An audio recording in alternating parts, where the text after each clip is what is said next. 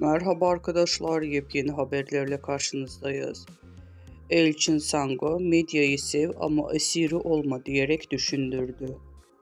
Güçlü metaforlardan oluşan kısa filmde medyanın gerçeklik algısının nasıl çarpılabileceğini gözler önüne seriyor.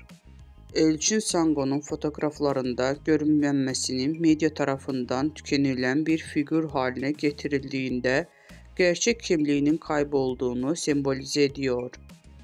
Medyaya esir olamam uyarısı insanlarda medya tüketiminde bilinçli olmalarını hatırlatıyor.